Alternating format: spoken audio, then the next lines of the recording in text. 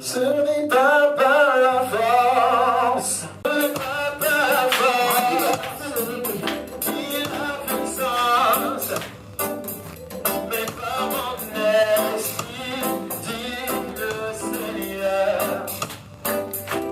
Cette montagne se déplacera, cette montagne se déplacera. Cette montagne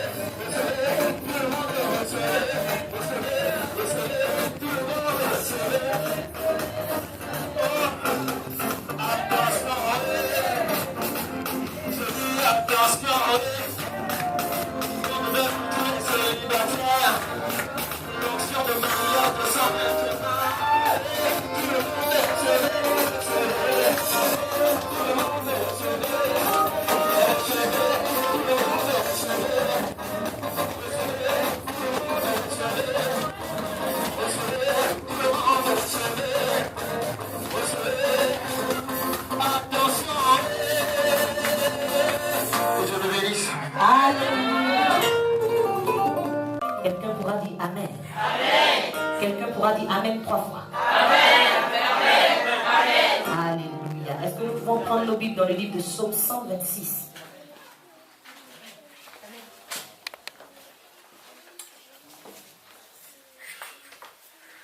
Psaume 126.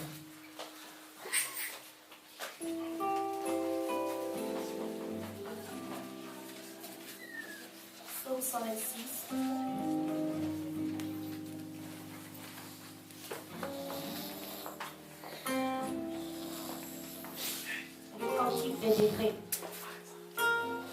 Alléluia.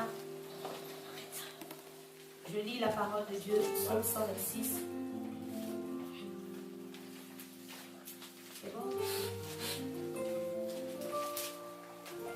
Alors la Bible dit, quand l'Éternel ramena les captifs de Sion, nous étions comme ceux qui font un rêve. Alors notre bouche était remplie de cris de joie et notre langue de chants d'allégresse. Alors on disait parmi les nations, l'Éternel a fait pour eux de grandes choses. C'est ce qu'on dira pour toi dans très peu de temps. L'Éternel a fait pour nous de grandes choses, nous sommes dans la joie. L'Éternel ramène nos captifs comme des ruisseaux dans le midi. Ceux qui sèment avec larmes moissonneront avec chant d'allégresse. Amen. Celui qui marche en pleurant, quand il porte la semence, revient avec allégresse quand il porte ses germes. Amen. Je veux dire à quelqu'un ce jour que la situation que tu vis en ce moment ne détermine rien de ce que tu vivras demain. Elle n'a rien à voir avec ce que tu vivras demain. Amen.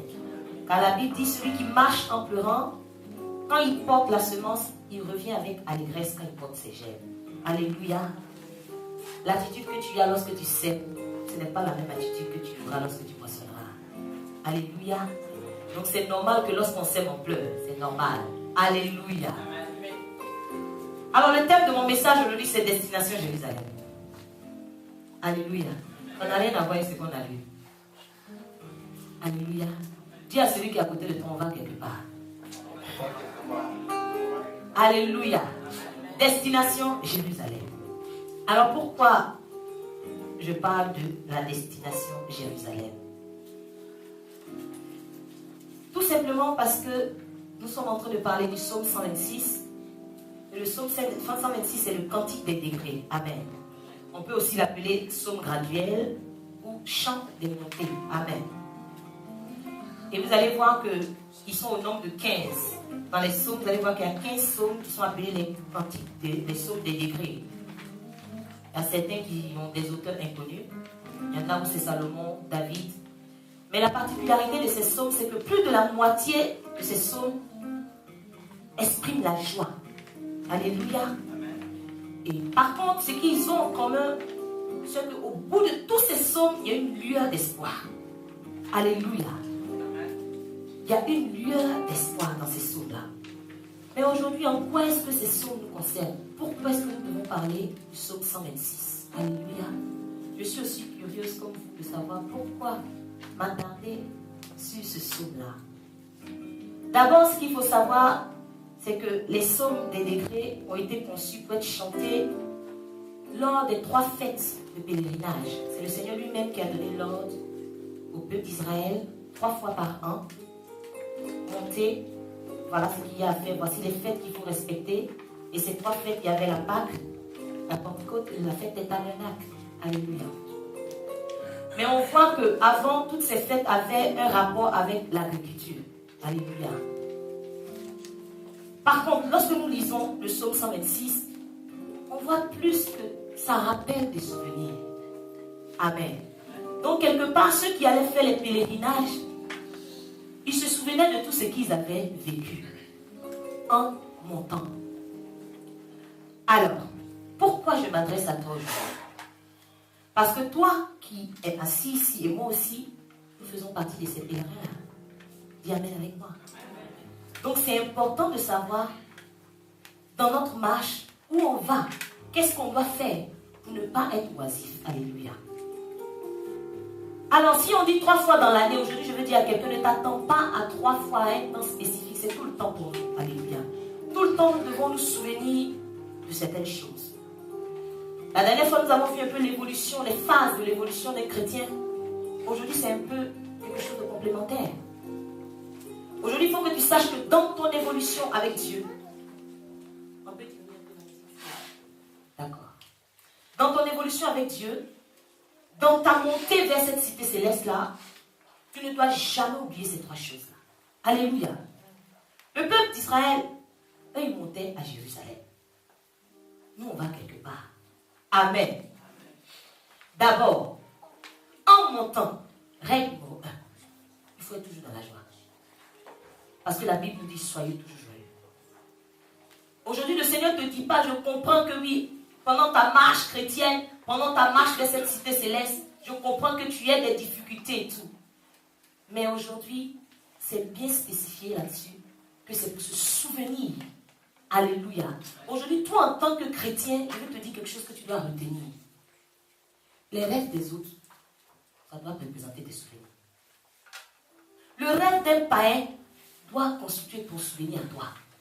Amen. Est-ce que c'est entendu? Lorsqu'un païen rêve vraiment d'être heureux, vraiment si Dieu pouvait faire ça, toi tu ne parles plus avec des conditions parce qu'il a déjà tout accompli. Toi, malgré la réalité que tu vis, cette réalité en face de toi, mais ça représente un souvenir. Amen. Dans ta marche avec Dieu, aucune réalité n'a sa place. Alléluia. Amen. Est-ce que vous avez déjà vu quelqu'un se rappeler de son passé? Quand il pleure, c'est des pleurs réels, c'est des pleurs de joie. Amen. Lorsque quelqu'un se rappelle de son passé, qui pleure, en règle générale, c'est des pleurs de joie. Quand tu penses à ton passé, tu ne peux pas pleurer comme tu avais pleuré avant. On est d'accord?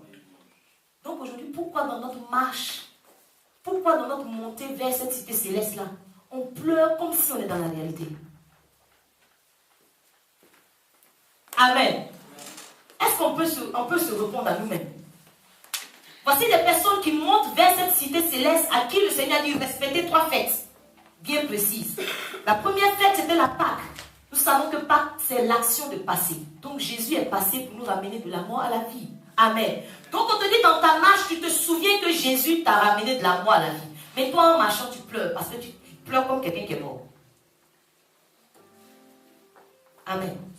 Dans ta marche, souviens-toi que tu es en train de monter. Souviens-toi de la Pentecôte. Ce jour, tu n'as pas été orphelin, tu n'es plus seul. Le Saint-Esprit est venu. Donc aujourd'hui, tu n'es pas abandonné. Même quand la réalité te montre que tout le monde t'a fui.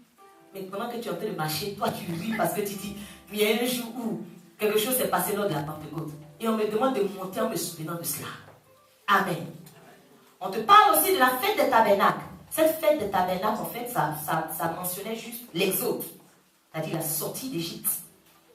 On te dit de monter pour adorer Dieu à Jérusalem en pensant à l'exode. Et toi, tu fais une marche comme un Égyptien.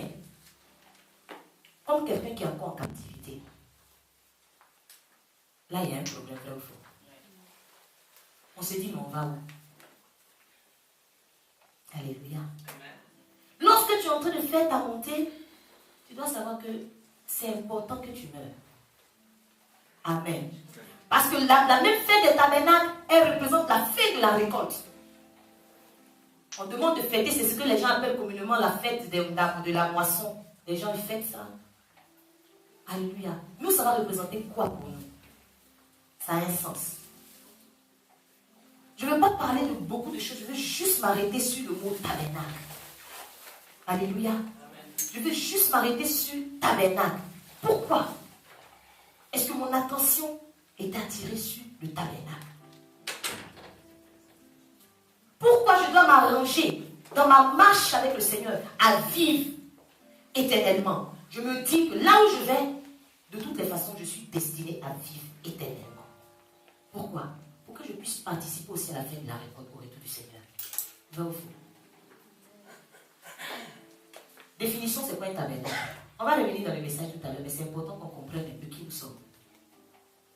Parce que tu peux savoir ta destination, mais si tu ne sais pas qui tu es, là où tu vas, ça ne sert à rien. Alléluia. Tu peux marcher à pas lents pendant que tu es une personnalité qu'on attend là-bas.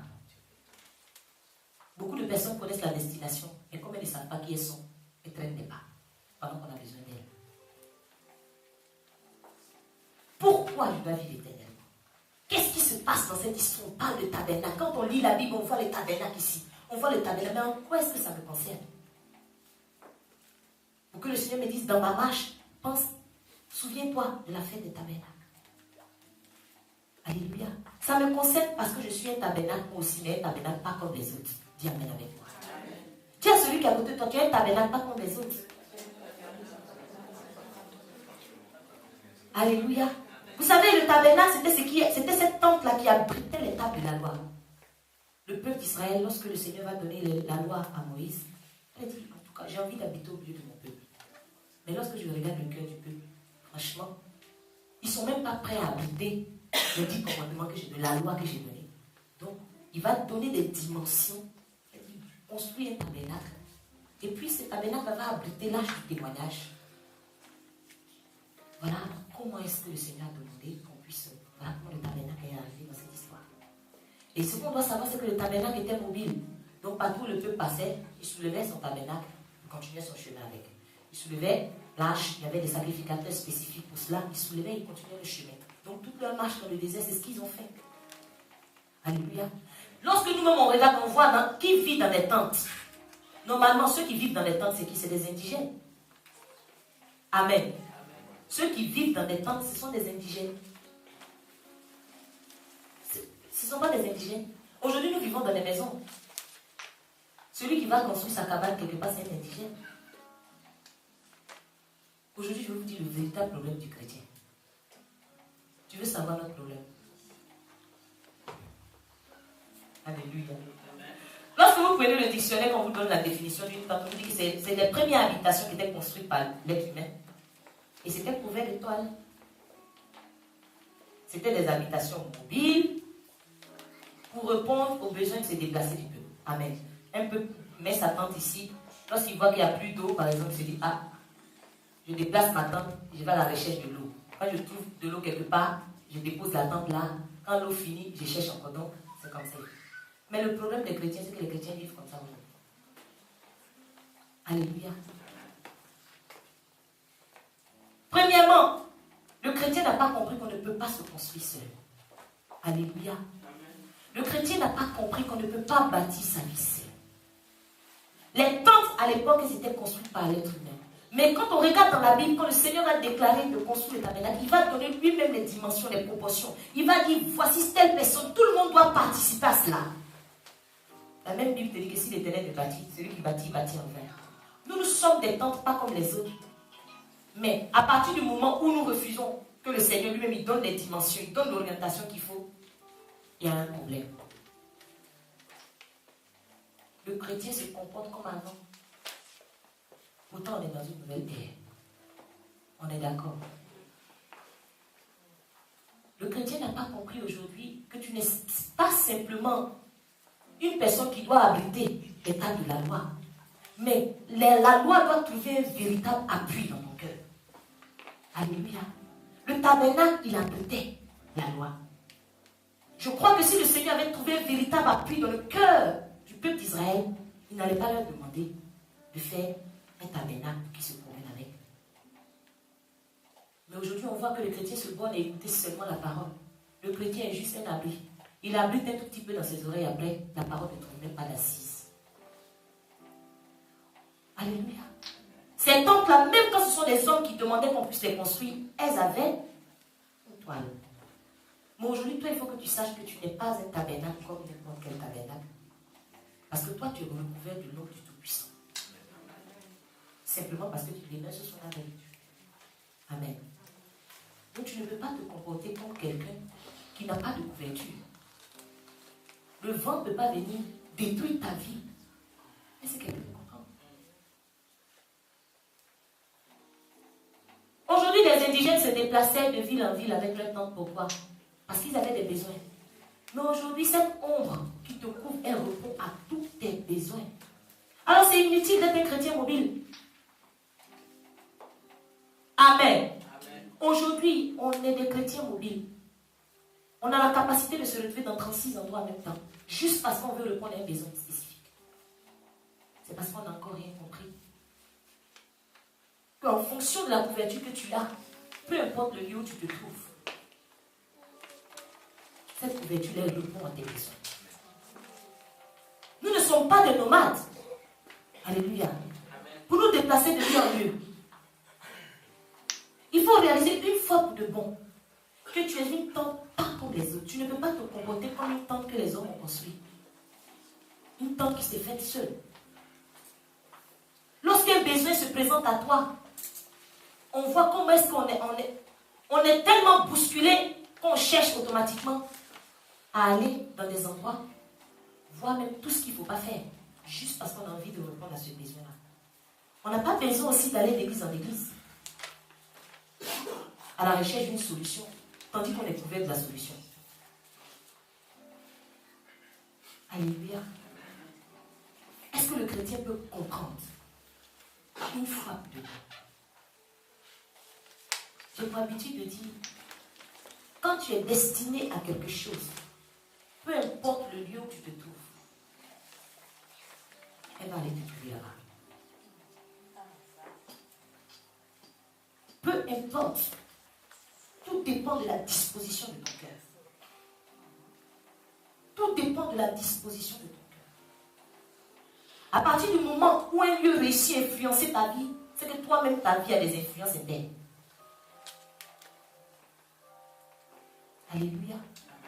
Regardez un peu une petite différence. Lorsque le peuple d'Israël va sortir d'Égypte, la Bible dit lorsqu'ils vont passer par la route du désert, l'Éternel lui-même va aller au-devant d'eux. Suivez-moi très bien. L'Éternel lui-même va aller au-devant d'eux, le jour dans une colonne de nuée, c'était pour les guider dans le chemin. De nuit dans une colonne de feu, pour les éclairer afin qu'ils marchassent jour et nuit. De jour comme de nuit, la colonne de nuée et de feu ne se retirait point de devant le peuple. Amen. Amen. Pourquoi? En ce moment, le Seigneur n'avait pas encore donné la loi. Quand le peuple est sorti, le Seigneur n'avait pas encore donné la loi. Mais puisque le Seigneur désirait tant être au milieu de son peuple, il les précédait dans toutes choses. Il les guidait. Alléluia. Jusqu'à ce qu'il donne la loi et qu'il demande de bâtir un tabernacle. Alléluia. Par contre, lorsque le tabernacle va être bâti, pour abriter l'arche, les choses vont changer. Prenons le livre d'Exode 40 et nous allons comprendre. Souvent, vous savez, on se dit, mais Seigneur, pourquoi dans l'Ancien Testament, le Seigneur apparaissait? Et aujourd'hui, Seigneur, pourquoi il y a une situation, pourquoi tu ne descends pas? Pourquoi on ne te voit pas? On ne voit pas la colonne. Nous allons comprendre pourquoi il ne faut pas poser ce genre de questions.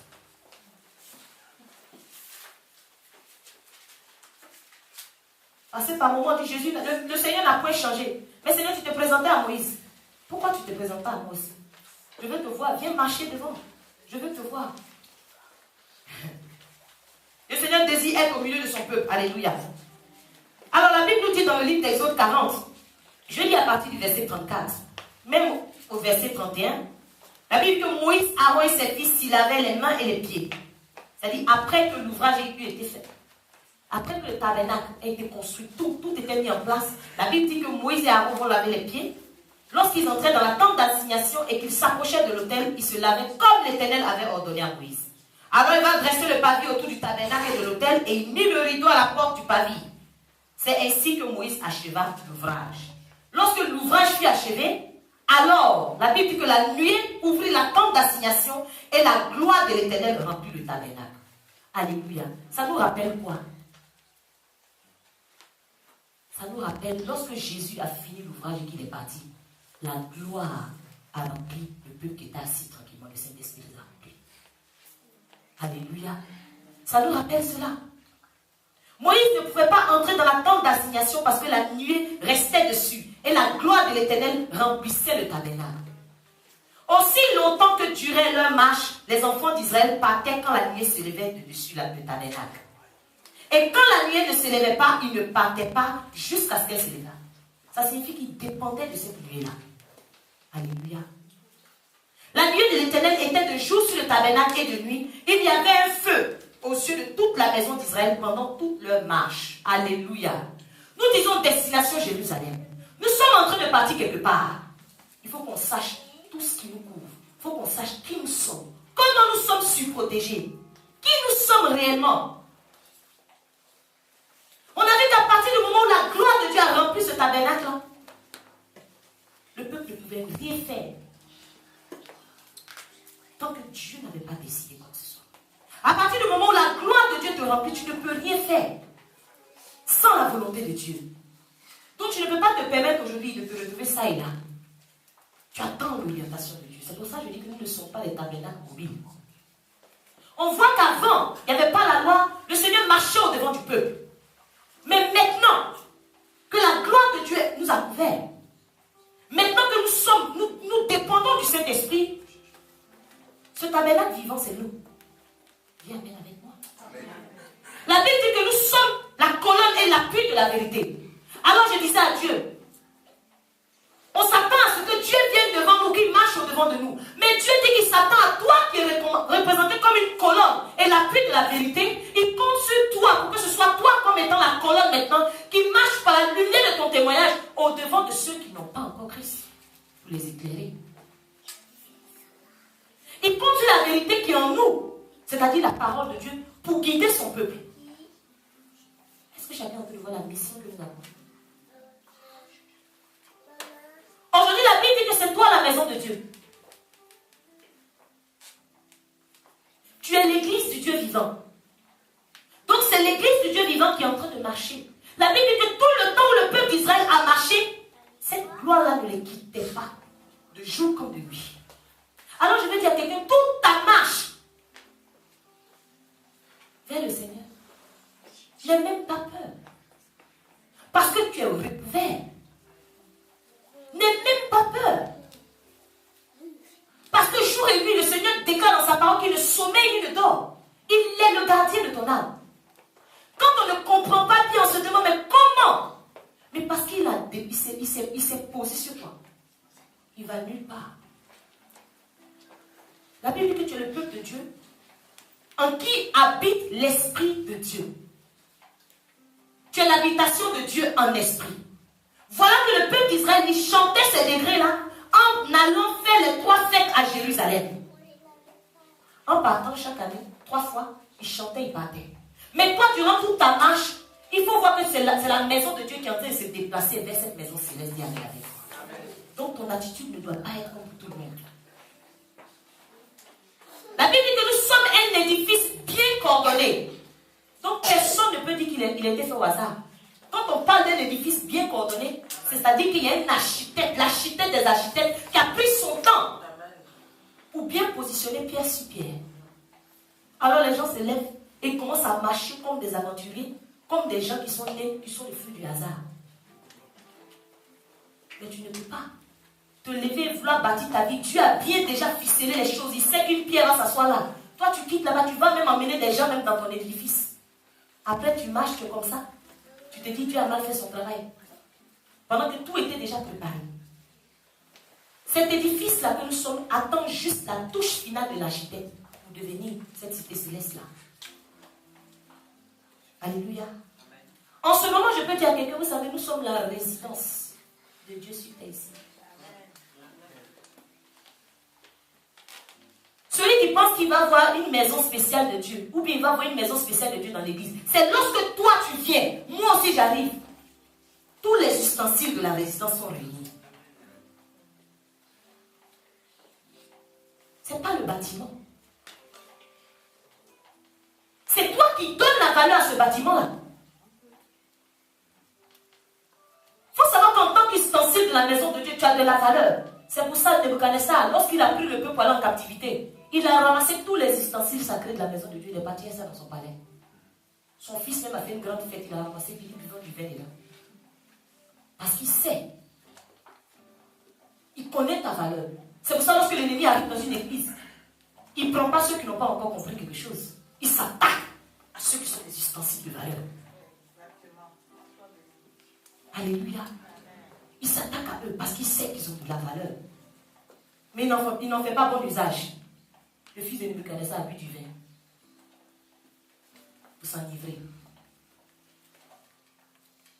Alléluia. Aujourd'hui, ta marche, la façon dont tu vas marcher pour arriver, tout va dépendre comment, si tu vas faire la fête de la récolte ou pas. Beaucoup de personnes n'ont pas fait la fête de la récolte. Malgré qu'ils aient s'aimer.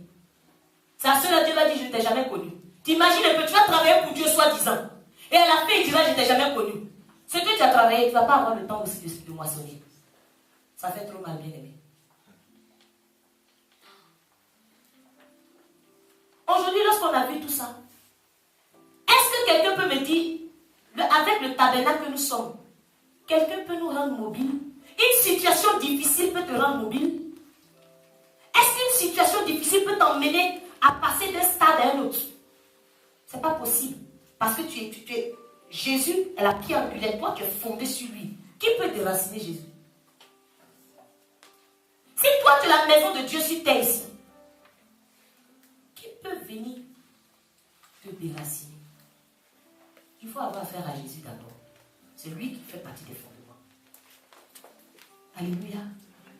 Et ce que nous devons savoir aussi, c'est que ces pèlerins qui montaient 3 fois dans l'année, il y avait 2 catégories. Amen. Nous tous, on va quelque part.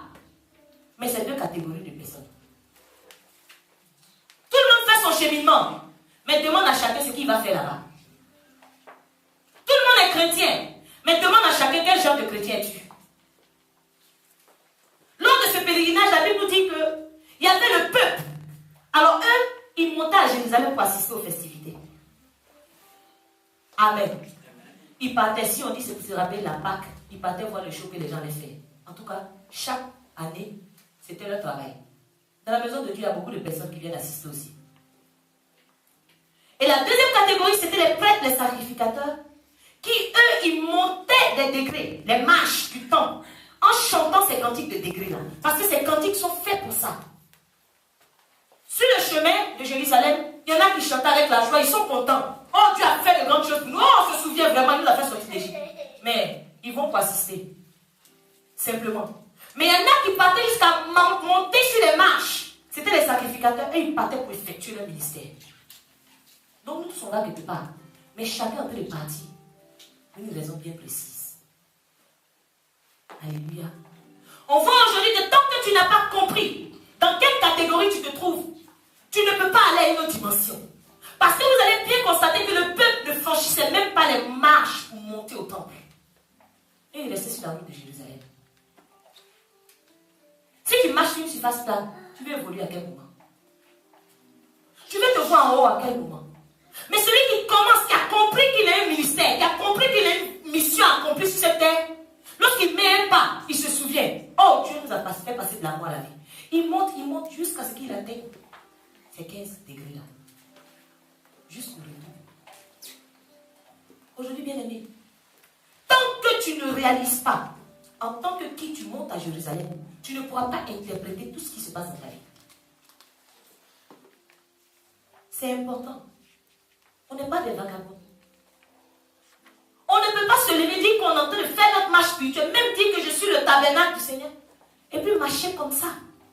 Ne même pas avoir de vision, être spectateur. Est-ce que vous trouvez normal que des gens viennent à l'église pour chauffer les bancs? Pourtant, nous tous, on a un rôle. Si on dit que c'est ensemble que nous faisons vraiment la maison de Dieu, mais si moi je suis une fourchette dans la maison, toi tu es une cuillère. Et si je ne sais pas manger avec une fourchette, je fais comment? La cuillère assise dans son coin. Elle où je suis pas prête à mettre à rentrer dans la bouche de quelqu'un. On a besoin de donner des exemples comme ça pour qu'on comprenne. Celui qui ne sait pas manger une fourchette, les grains de riz ne va jamais être rassasié. À cause de toi, tu es cuit, il peut prendre un bon coup. Il est rassasié. Il y a des louches, il y a des casseroles, des verres. On est obligé de boire au clairon. Ça fait qu'on est encore à l'état primitif. Qu'on passe, on n'a même pas de bonne manière. Parce que le verre ne veut pas donner sa contribution. Je suis obligée de vous donner ce genre d'exemple-là. Pour que chacun comprenne qu'on ne doit pas marcher comme ça. On va quelque part. On est en train de partir quelque part, bien aimé.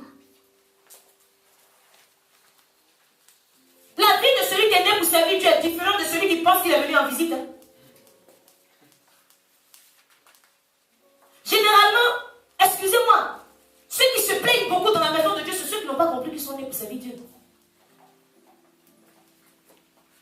Parce que quand tu comprends que tu es né pour servir Dieu, ton exemple, ton modèle, c'est Jésus. Quand tu regardes la vie de Jésus, wow, il te dit qui de vous a souffert jusqu'au sang. Alors si je me plains, malgré que ce sont les égratignures que j'ai, ça signifie que je n'ai pas encore compris que je dois suivre le modèle de Christ. Nous tous sommes en train de partir quelque part. Mais quand on va arriver là où on va, on s'est vu tous les jours ici et puis beaucoup on va récolter.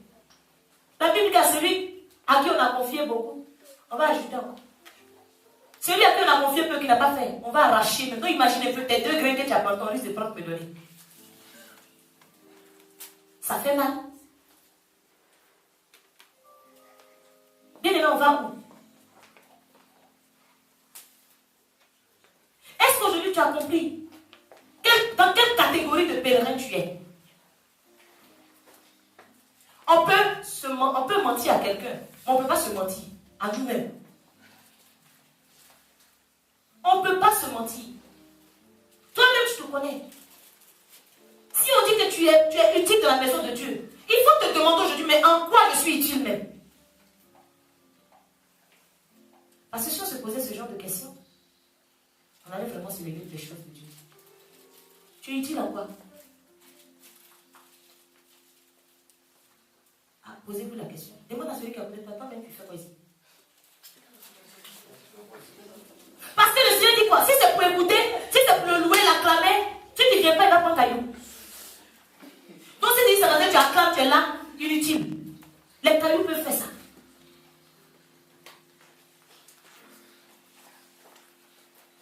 tu es là, tu fais quoi? Demande à celui qui a côté de toi, il n'a qu'à te dire son rôle, vite, vite. Il fait quoi ici? Demandez-vous, c'est important. De temps en temps, il faut se parler à soi-même pour comprendre. Parce que les vraies réponses dans les actes, on se pose des bonnes questions. Tu t'es levé le matin, tu as porté habit, tu as mis crayon, tout ça, c'est pour venir faire quoi ici? Ah, on dit pour danser. Les 24 derrière, ils sont là souvent devant le Seigneur. Le Seigneur n'a même pas besoin des gens pour balancer leur tête devant lui.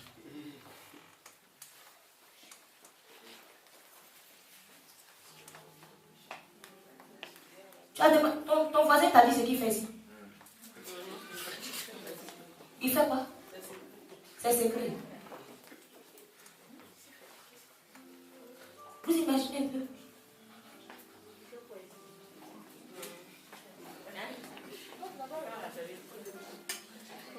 Vous chauffez le banc. Si vous vous levez tout ceci et même avec, ce sera chaud. Ça vous chauffer.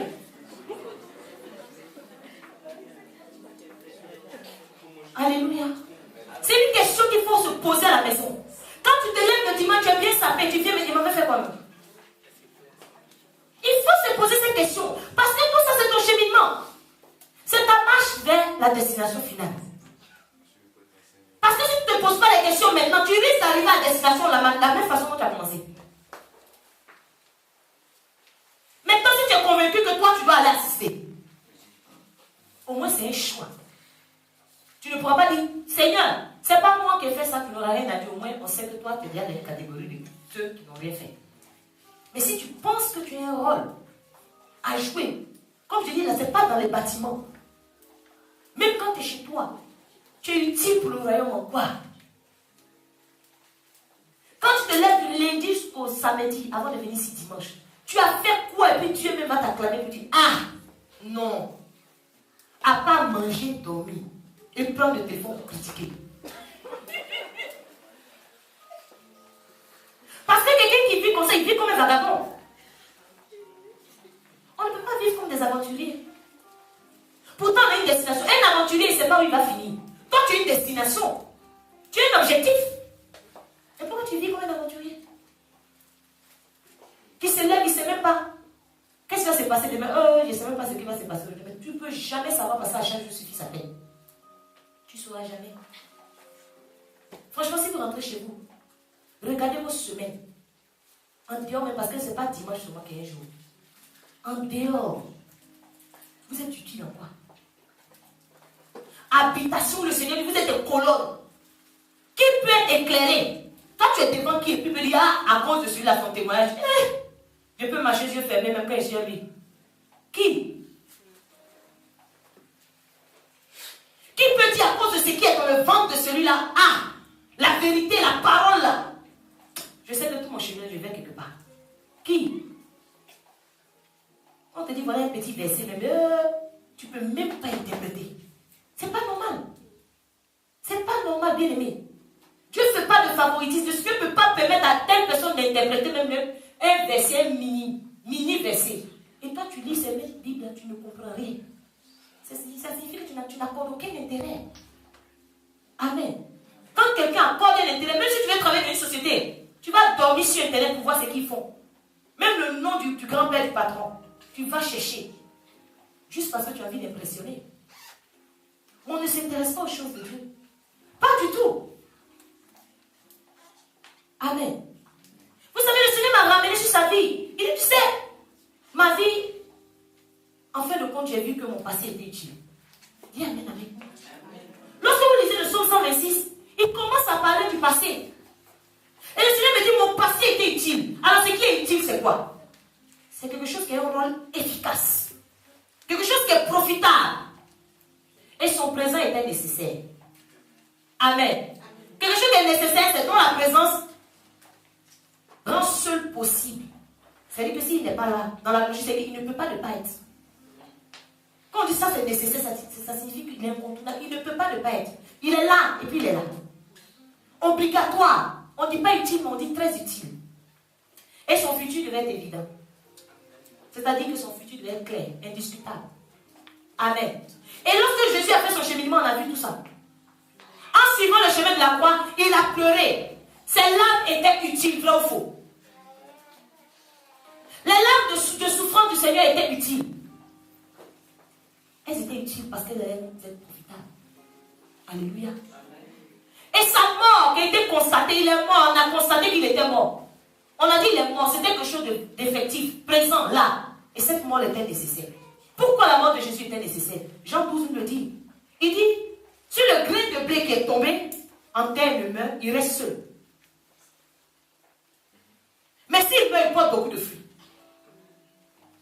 Il fallait qu'il meure, c'était nécessaire qu'il meure pour que son futur soit évident. Les fruits qu'il avait portés. Alléluia. Les fruits qu'il allait porter. Bien évidemment, tu veux que ton futur soit évident. Et tu ne veux pas que tes larmes soient utiles. On a l'impression qu'on doit vivre une vie où même le Seigneur doit exterminer tout ce qui peut nous faire pleurer. Alléluia. Mais quand tu vas comprendre un peu le rôle des pleurs, quand tu vas pleurer, tu vas vouloir pleurer beaucoup. Amen. Le pleur avait un rôle. Parce que sans les pleurs, la femme qui a mouillé les pieds de Jésus, elle n'avait pas fait que Jésus allait sentir qu'il y a quelqu'un qui était là. Elle l'a pleuré abondamment, ça a réussi à toucher les pieds de Jésus. Il a su qu'il y a quelqu'un qui était en train de l'attendre. Alléluia. C'était pour la propulser. Quand vous lisez ce psaume 126, on comprend beaucoup de choses, bien aimés. On comprend beaucoup de choses. Voilà des personnes qui étaient en train de penser à leur captivité. Oh, on les a emmenés en déportation. Et voici ces gens-là qui montent les cantiques de sur la route de Jérusalem, qui parlent de la déportation. Ah, des années d'esclavage à Babylone. Ah, on est retourné, on a vu Jérusalem était détruite. Les cicatrices sont encore fraîches, mais on va faire quoi? On rit. Il y a beaucoup d'espoir. Alléluia. Ils avaient perdu la force. Vous savez, souvent, on perd la force en chemin. Tu marches dans le désert. Tu sais qu'il n'y a pas d'eau. Tu ne peux rien trouver là-bas. Le peuple d'Israël marchait dans le désert. Ils ont cherché l'eau. Une petite lueur d'espoir s'est présentée à eux. Ils sont arrivés, ils ont vu l'eau. Problème, l'eau est amère. Alléluia. Souvent, tu as l'impression que, oh, c'est bon maintenant. Mais c'était mieux que ça ne se présente pas à toi. C'était amer. Certainement dans ta marche, tu vis ça aussi. Dans ta marche vers cette Jérusalem-là, tu vis ça. Mais laisse-moi te dire que c'est utile pour toi de pleurer. C'est utile que tu pleures. Pleurer, ce n'est pas une malédiction, bien-aimé. Pleurer, ce n'est pas une malédiction. C'est toi qui ne sais pas interpréter tes pleurs, c'est tout. C'est toi qui ne sais pas interpréter ta souffrance, c'est tout. Même Jésus a pleuré. Même Jésus a pleuré. Toi, tu ne veux pas pleurer pour moi.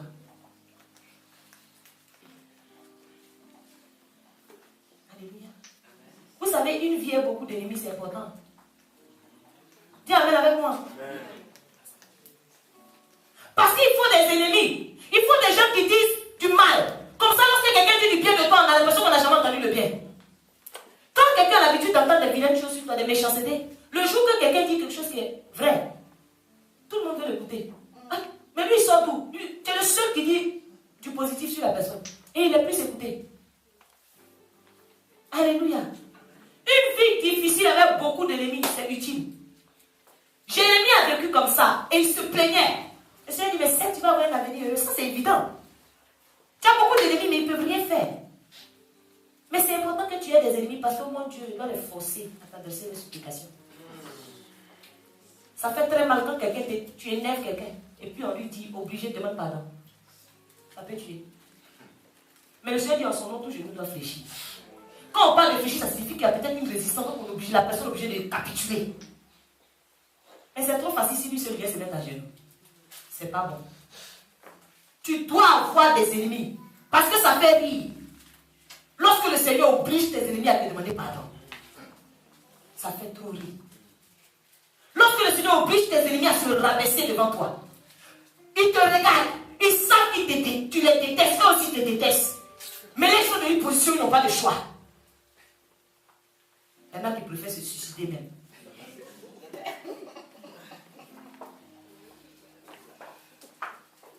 C'est important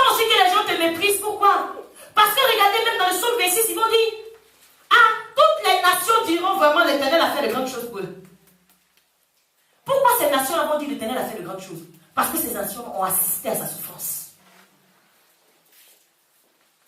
Tu veux que même les ennemis de Dieu puissent confesser.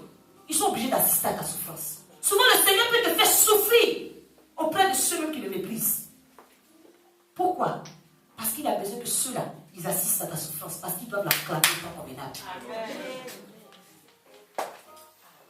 Mais nous, on pense que Dieu nous a abandonnés. Dieu a tourné le dos. Mais ceux-là, ils se souvenaient de ça en montant ces degrés-là. Ils se souvenaient de comment Dieu a mis la honte sur leurs ennemis. Ceux qui disaient Dieu vous a abandonné, ils étaient en captivité, alors ces personnes même crachaient sur eux. Ces mêmes personnes disent quoi? On pensait que c'était fini pour eux. Alors quand l'Éternel a fait éclater sa gloire, ils étaient obligés de dire vraiment, Dieu a fait des merveilles dans vos vies. Les gens qui n'avaient jamais prononcé le nom de Dieu, ont fini par prononcer ce nom parce que ce qu'il a fait était trop palpable.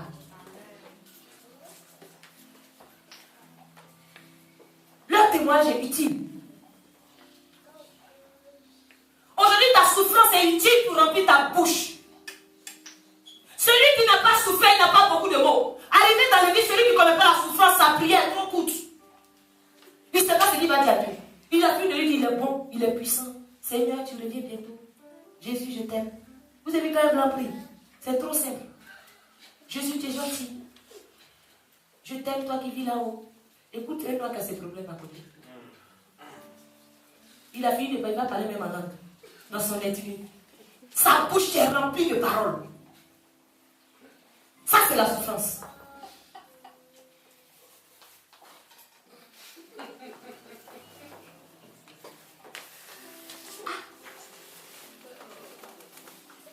Parce que si ce peuple-là n'avait pas la bouche remplie de paroles, ils n'allaient pas attester pour dire que oh, Dieu a fait des merveilles de nos vies.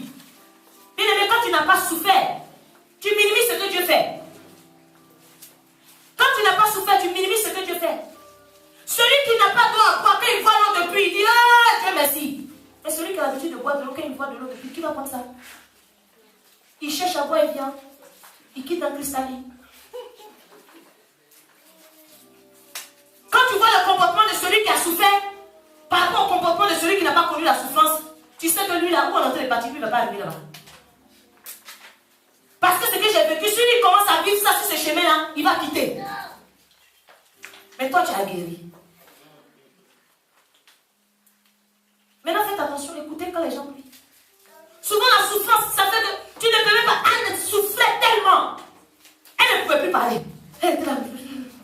On dit, mais ça, elle est soufflée. Souvent, tu souffres tellement que tes mots te manquent. Quand ta bouche est trop remplie, tu laisses ton cœur parler.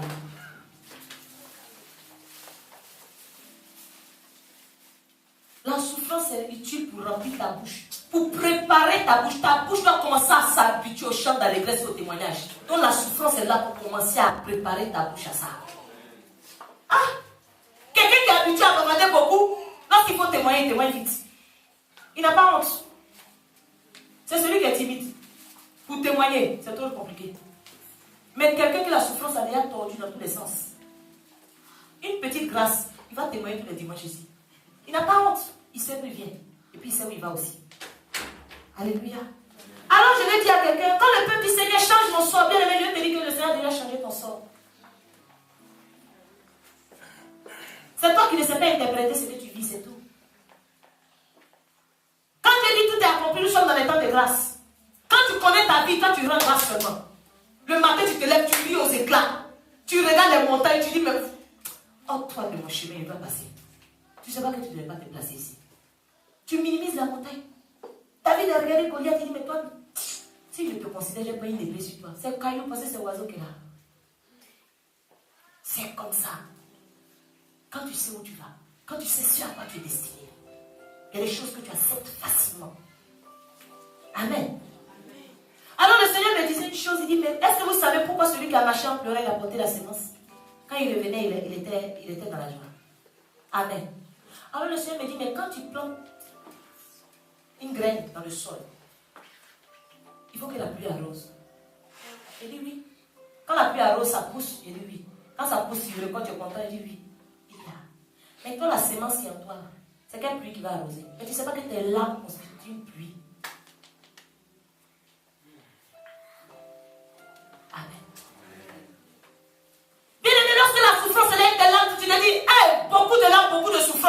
Ce que j'ai mis en terre va produire vite. Quand il pleut bien sur quelque chose, ah, bien aimé, la sécheresse va arriver si elle veut. Le sol est déjà bien prêt. Alors, celui qui a envie aussi de chanter des chants d'allégresse, au retour du Seigneur, pour dire, c'est son nom, on voit le Seigneur venir dans sa gloire. Vous venez nous enlever pour aller enfin dans cette cité céleste-là. Mais il est obligé de pleurer maintenant. Tu es obligé de pleurer pour bien arroser. Tu es obligé de pleurer pour bien arroser, bien aimé. Si tu n'as pas bien arrosé ta semence, tu ne vas pas pouvoir porter tes gemmes dans la détresse. Alléluia.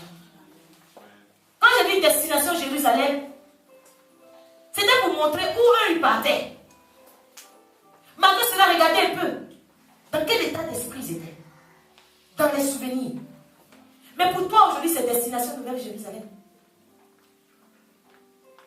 On a vu dimanche dernier qu'on ne cherche pas à se fixer là où on est. Parce que nous sommes des étrangers. Mais le Seigneur lui-même, il te permet d'être fixe pour un temps jusqu'à son retour. Donc tu n'as pas besoin de passer ça et là. Il faut comprendre à partir d'aujourd'hui que tu es un pèlerin et tu es en train de marcher. Tu es en train de marcher, de monter des degrés. Avec des chants d'allégresse, avec la joie, avec des souvenirs, bien aimés. Des souvenirs. Parce que la main de Dieu, ça ne doit pas t'étonner.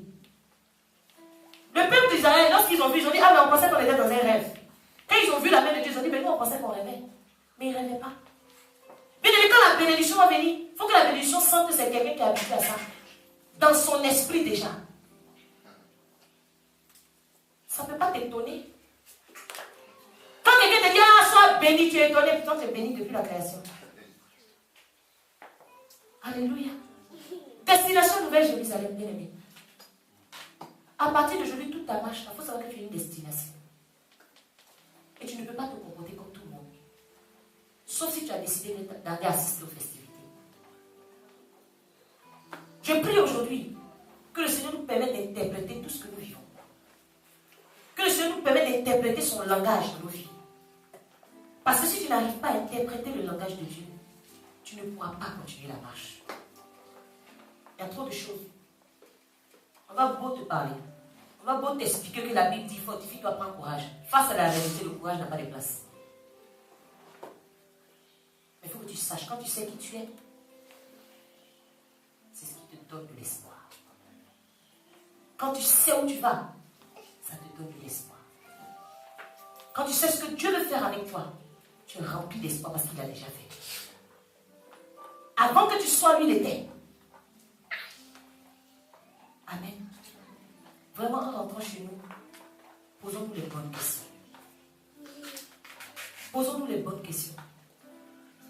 Je refuse que parmi nous, il y ait des personnes à qui le Seigneur demande qui t'a fait y entrer ici, toi. Pourquoi tu n'as pas porté le vêtement de noces? Non, je refuse.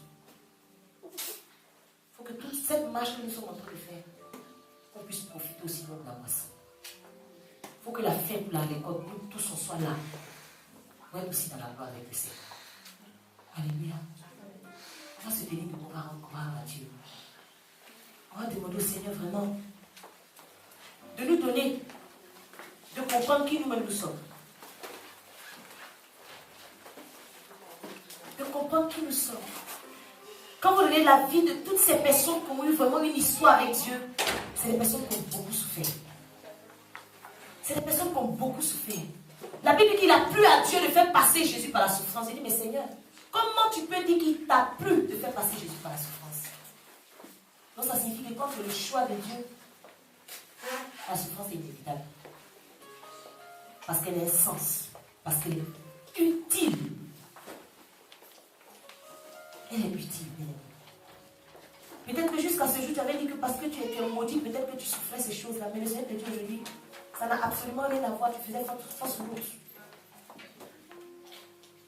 Alors tu vas lui rendre grâce.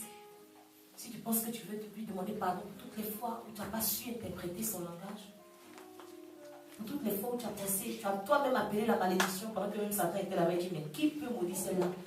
Elle est déjà bénie. Mais c'est parce qu'elle ne comprend pas. Tu vas apprendre à rendre grâce à Dieu pour tout ce que tu vis. Et on n'a pas rendu grâce. C'est là qu'il nous dit que tout Toute chose concourt bien de ceux qui l'aiment. Toute chose concourt bien de ceux qui l'aiment. Je dis merci à Dieu parce que s'il commence à mettre beaucoup de propos dans ma bouche, c'est parce que les témoignages seront trop. Si les pleurs sont énormes, c'est parce que la poisson sera énorme aussi. Quand tu sèmes beaucoup, il faut arroser beaucoup aussi. Alors nous voulons lui rendre toute la gloire. Nous voulons célébrer son nom. Nous demandons au Seigneur de nous permettre de comprendre réellement qui nous sommes. Qu'il nous aide à comprendre qui nous sommes réellement. Et ce qu'il attend de nous. Ne pas que nous soyons des assistants. Pour ne pas que nous soyons des assistants. Présentons nos vies à Dieu. Là où c'est tellement difficile. Parce que lorsque Dieu frappe, ça fait très mal. Mais en même temps, on ne peut pas empêcher quelqu'un de pleurer. Parce que c'est utile. Éternel des armées, merci. Pour tout ce que nous vivons. Pour tout ce que nous traversons. Seigneur, merci. Parce que je vois que chaque chose qui se passe dans ma vie, Seigneur, c'est une grâce. Je viens de répondre une toute fois, Seigneur. Je n'ai pas eu l'interprétation qu'il fallait. Aujourd'hui, je viens de présenter mon cœur, Jésus. Et je viens de dire merci, Seigneur, de me faire confiance. Et de faire de moi, Seigneur, Jésus, ton tabernacle. Et de dire de moi que je suis une habitation. Seigneur, voici ton peuple. Donne-nous de pouvoir comprendre, Seigneur, ton langage. Seigneur, donne-nous de pouvoir comprendre ton langage, Père. Pour que nous ayons vraiment nos regards fixes, Seigneur, lors de notre marche. Seigneur, nous avons un objectif à atteindre. Et nous pouvons laisser quiconque, Seigneur, Jésus, nous empêcher d'atteindre cet objectif-là. Je te rends grâce, Éternel des armées. Parce que tu m'as parlé de la nouvelle mentalité. Tu m'as parlé aussi de fixer mon regard, Seigneur, sur la destination. Seigneur, tu m'as dit aussi d'arrêter, Seigneur, de voir que tout ce qui était un rêve pour moi, Seigneur, qui a été souvenu, c'est-à-dire que je dois te rendre grâce, Seigneur. Tu as commencé par me demander de te dire merci déjà. De parler de nos bénédictions, même au passé, Seigneur. De parler de ce que nous attendons au passé, Seigneur, ça s'appelle la foi. Oh, merci, Éternel des armées. Que le Seigneur vraiment nous donne la force. Nous avons vu que le Seigneur nous donne la force pour vivre. Parce que lorsque nous voulons prendre l'initiative d'accepter la volonté de Dieu, ce n'est pas facile. Jésus a accepté la volonté de Dieu. Mais à un moment donné dans sa vie, ici, cette couple pouvait s'éloigner. Il peut t'arriver aussi de dire, est-ce que tu peux éloigner cette couple-là, Seigneur? Mais que le Saint-Esprit te permet de te ressaisir à temps. Pour pouvoir dire cependant que tu as la volonté.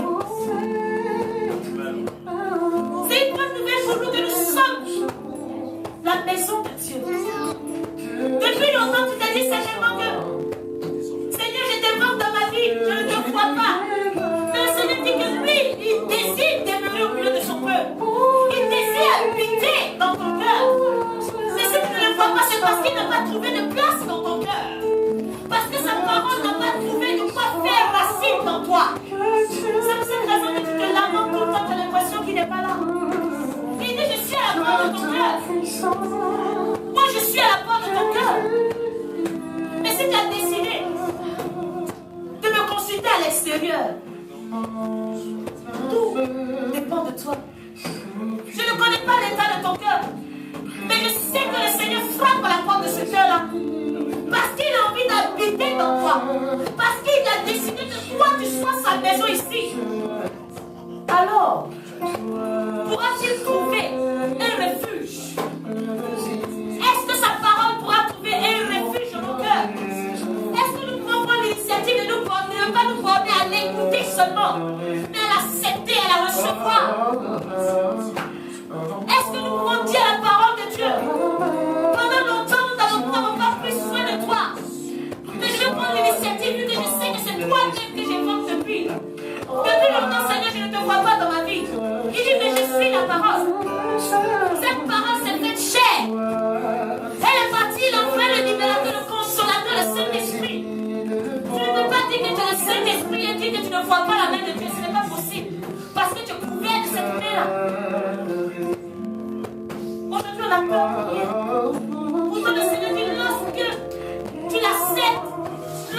décides de t'aimer en toi, lui, il met sa main, il met son nom jusqu'à la fin de ton pèlerinage sur cette terre. Alors si Dieu a mis son nom sur toi, qui peut être contre toi? Qui peut décider le contraire? Qui peut venir te déraciner pendant que Dieu, il est à la base de ta vie? Aujourd'hui, le Seigneur a besoin qu'on le mette réellement au centre de nos vies. On s'est longtemps amusé avec ce Dieu-là, mais il a besoin d'être au centre de nos vies. Parce que nous sommes en train de partir quelque part, bien aimés. Et cette route que nous prenons, on ne peut pas pleurer en route s'arrêtante. On ne peut pas s'abuser en route s'arrêtante. Mais la joie doit nous propulser vers l'avant. Seigneur, voici nos cœurs. Seigneur, voici nos cœurs. Alors s'il y a quelque chose en toi qui t'empêche d'abriter la parole de Dieu, aujourd'hui le temps est venu pour que tu déloges cette chose-là. Le temps est venu pour que toi tu confesses que ton corps est le temple du Saint-Esprit. Le temps est venu pour que toi tu mettes la cession entre péché et toi, pour laisser la place réellement au Saint-Esprit. Bien aimé, le Saint-Esprit a besoin de se sentir à l'aise. La parole de Dieu a besoin de se sentir chérie à l'intérieur de toi. On va jouer jusqu'à quand? Jésus revient bientôt. Ça peut être la fin pour toi dès que tu sors d'ici. Ça peut être la fin pour toi. Même ce soir. Alors lorsque l'occasion t'est donnée de te réconcilier avec ce Dieu, de dire parole vivante, viens maintenant trouver une place dans mon cœur. Bien aimé, ne loupe pas l'occasion. Ne loupe pas l'occasion de demander la parole de Dieu de faire ses racines en toi. Qu'elle vienne faire ses racines en toi. Que la parole de vérité vienne s'imposer dans la vie de chacun de nous. Qu'elle vienne s'imposer. Et que nos vies soient sous son contrôle. Plus jamais nous n'allons nous lever pour faire les choses à notre guise. À partir d'aujourd'hui, que nous soyons contrôlés par le Saint-Esprit. Que nous soyons contrôlés. Que l'Esprit de Dieu, lorsque l'Esprit de Dieu ne te donne pas son aval, que tu restes à ton poste. Même pour entreprendre, tant que l'Esprit de Dieu ne te dit pas va, apprends à coopérer avec le Saint-Esprit. Pendant longtemps, nous avons eu des échecs parce que nous avons nous-mêmes fait des arrangements humains. Mais c'est terminé les arrangements humains. Maintenant, nous sommes dans le divin. Parce que nous avons fait une cité divine. Nous sommes en train de faire un pèlerinage divin, bien aimé. Seigneur, merci pour ta grâce. Seigneur, voici la vie de ton peuple. Éternel des armées, on a dit qu'on a soif de toi. Seigneur, on pensait te voir venir marcher de façon palpable devant nous, mais tu dis que tu continues. Certainement à cause de nous, beaucoup de personnes ne sont pas éclairées. Il a dit que toi et moi, nous sommes la lumière de ce monde. Nous sommes le sel de la terre. Beaucoup de personnes souffrent. Beaucoup de personnes vivent dans les ténèbres. Pendant que toi, tu es la solution. Parce que la solution demeure en toi. La vie de Jésus, ce n'est plus toi, mais c'est Christ qui vit en toi. Alors tu n'as pas réalisé ton rôle ici-bas, bien-aimé. Commence à prendre conscience réellement de qui tu es, de ce que Dieu veut faire avec toi. Et commence à prendre ta vie au sérieux. Commence à prendre ta destinée en main. Parce que le temps est compté, bien-aimé. La Bible dit, jeune homme, ne reste pas dans ta jeunesse. Livre ton cœur de joie pendant les jours de ta jeunesse. Mais sache que pour tout acte que tu poses, Dieu t'appellera en jugement. Le jugement est réel, bien-aimé. Ce n'est pas dans la frère. C'est réel. Le Seigneur viendra juger. Si Dieu descend aujourd'hui, dans quel camp te situeras-tu? Y a-t-il encore du doute? Le Seigneur a besoin qu'on sorte ici réconcilié.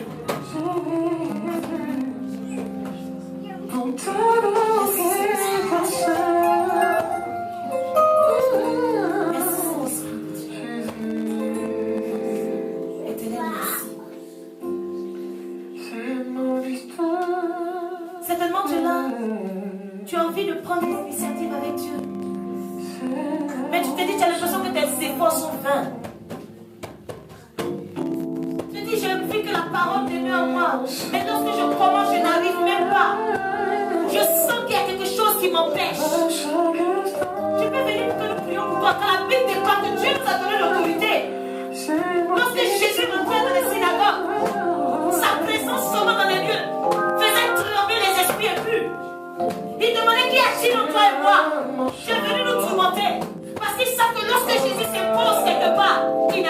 foi. Alors si tu as besoin qu'on puisse imposer le règne de Jésus dans ta vie, tu peux t'approcher pour que nous puissions prier pour toi. Que nous puissions demander la main réelle de Dieu. Pour que ta vie ne soit plus comme avant. Si l'esprit t'empêchait de te motiver pour les choses de Dieu, qu'il soit délogé, nous allons imposer Christ dans ta vie. Nous allons imposer Christ dans ta vie. Parce que trop c'est trop, bien-aimé. Trop c'est trop. On ne peut pas prendre des initiatives avec Dieu. Et je vois yo-yo. Lorsque tu prends un chemin, tu ne regardes pas en arrière. Quand la vie de celui qui met la main à la charrue et qui regarde en arrière, il n'est pas dit. Merci Saint-Esprit. Merci. Commence à demander pardon à Dieu. Et commence à demander au sang de Jésus de venir effacer, de venir ôter tout ce qui constitue un blocage pour toi. Toutes les fois où tu veux te motiver, toutes les fois où tu veux prendre de nouvel élan, tu as l'impression qu'il y a quelque chose qui t'attire vers l'arrière.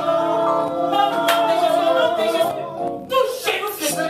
En son nom, touchez-nous fléchis. Peu importe où l'ennemi veut se loger pour perturber ta vie, mais nous savons que le nom de Jésus la Bible dit que la foi de l'Éternel, elle brise les chaînes du vivant. Elle fait enfanter les riches. La foi de l'Éternel est puissante et elle est majestueuse. Au nom de Jésus-Christ de Nazareth.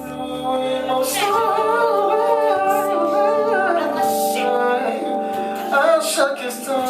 Au nom de Jésus-Christ de Nazareth. Maintenant que le sang de Jésus soit Père, tout ce qui est pierre, qui n'a point, Seigneur Jésus. Ôtez maintenant le nom de Jésus-Christ de Nazareth. Non, Jésus-Christ de Nazareth. Mais je viens poser Christ dans sa vie, Père. Éternel des armées. Je viens poser Christ dans sa vie, Père. Je viens condamner la vie au nom de Jésus-Christ de Nazareth. Merci. Merci.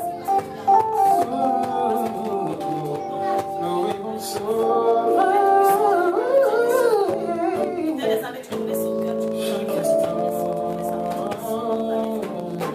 Saint-Esprit de Dieu, c'est les soucis quotidiens. C'est les soucis de pierre. Et sois